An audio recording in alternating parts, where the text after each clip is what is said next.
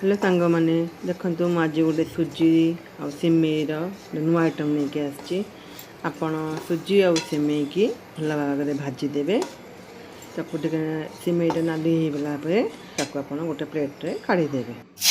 गोटे कड़े तेल पकेबे कंचा लंका पियाज भुसंग पत्र सोरिष जीरा पकेबे सोरिष पकेबे सबको पियाज पकेबी भल के भाजीदेवे।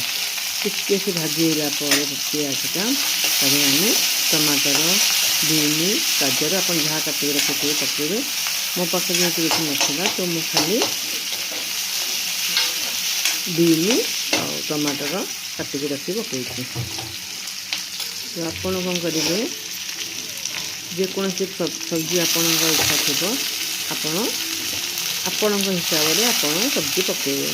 मैं आलू पकई गाजर पकई बीन पकई तो आपण डिपेंड करके आपड़ा चाहते पकड़ापी आपको जोटा भल लगे आपटा पकई पारे। देखते टिके भाजी आसला आधे आप टमाटर हल्दी नमक पकईकि 5 मिनट टिके सीझापी छाड़देवे। सीझी आसला आप कौन करेंगे ना से गोटे ग्लास पानी पकईकि फुटापी छाड़देवे। पानी फुटे आप कौन करेंगे सुजी आ सिमेई जो भाजिक रखी ताकूे पकईदेवा। सांग मैंने आपण कौटी देखुं मत कमेंट कहे आदि न्यू थे सब्सक्राइब करदे लाइक भी करदे। देखो मोर सब्जीटा को भल भाव में होगला ताकू आम किसी समय फुटिया छाड़देवा। देखते भल भाव में सीझी आसला आलू गुड़िका आप पानी दे किसी समय घोड़े सुजी आ सिमेई पकईकि 5-10 मिनट घोड़ेदेवा।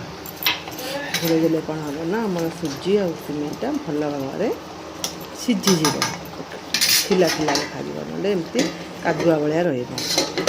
देखते मोर भल भाव में बनवा सुजी आ सिमेईर यहाँ तो आपको धिमी आंच कर भलसे टे खेलिया खेली करके देखो मोर बनीगला सुजी सिमेई उपमा। आप नाश्ता खाईपारे स्नैक्स आइटम करके खाईपारे कर आप खातु तापर मत कमेंट बक्स कहे केमती लगला। देखो आमर केते सुंदर देखा खायापाई भी टेस्टी। Thank you.